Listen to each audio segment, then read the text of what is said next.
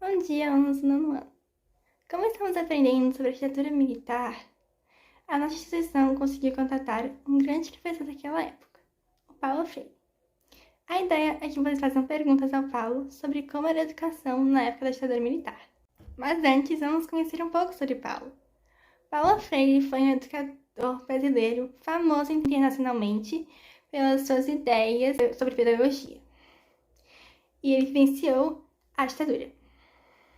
Ele foi um dos primeiros a ser exilados do Brasil por causa das suas ideias sobre uma educação libertadora. E, para conseguir continuar seu trabalho, ele fugiu do Brasil, na época da ditadura. Pode entrar.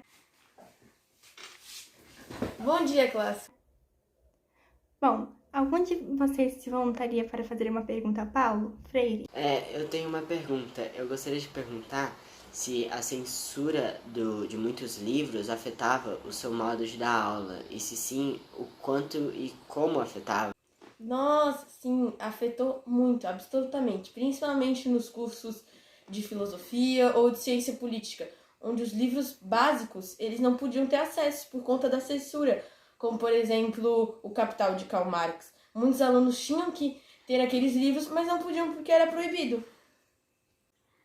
Era muito complicado, principalmente porque a gente tinha que falar X, assim, por exemplo. A gente era controlado aquilo que a gente tinha que falar, aquilo que a gente tinha basicamente que fazer. E muitos alunos ou até professores sumiam, porque a faculdade, a universidade, era o centro onde ocorriam várias resistências contra o regime militar.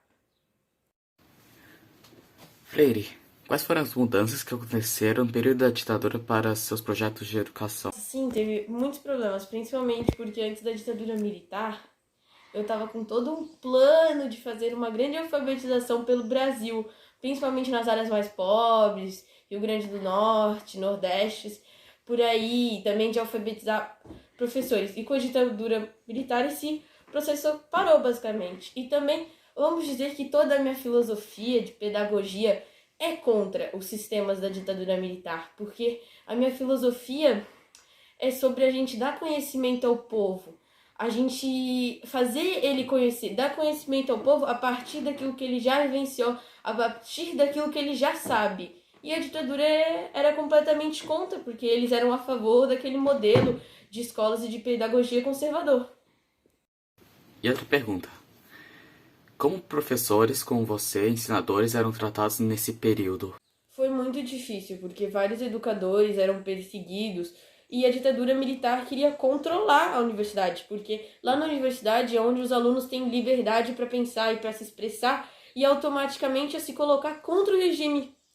Então, vários colegas foram perseguidos, como Darcy Ribeiro e Anísio Teixeira. Bom, alunos, a nossa hora já deu e o Paulo Freire precisa ir embora.